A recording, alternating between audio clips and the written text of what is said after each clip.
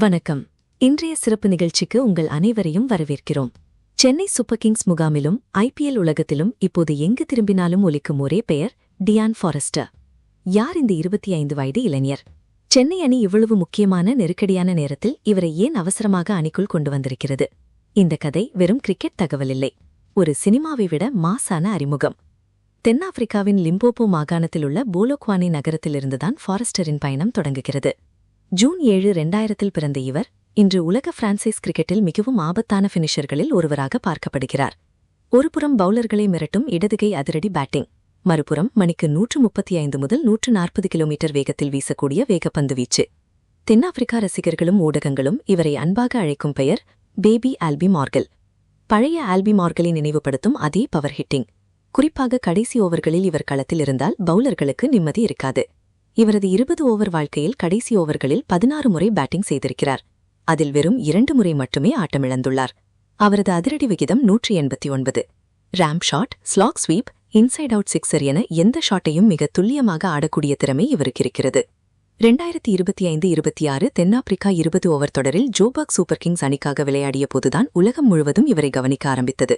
பயிற்சியாளர் ஸ்டீஃபன் ஃபிளெமிங்கின் வழிகாட்டுதலில் 8 இன்னிங்ஸ்களில் 175 ரன்கள் குவித்தார். குறிப்பாக மும்பை கேப்டவுனுக்கு எதிராக வெறும் 42 பந்துகளில் ஆட்டமிழக்காமல் 80 ரன்கள் எடுத்த இன்னிங்ஸ் மிகப்பெரிய திருப்புமுனையாக மாறியது. அதன் பிறகு பாகிஸ்தான் 20 ஓவர் தொடரிலும் அதிரடியாக விளையாடி கடந்த மார்ச் மாதம் நியூசிலாந்துக்கு எதிராக தென்னாப்பிரிக்க தேசிய அணியிலும் அறிமுகமானார்.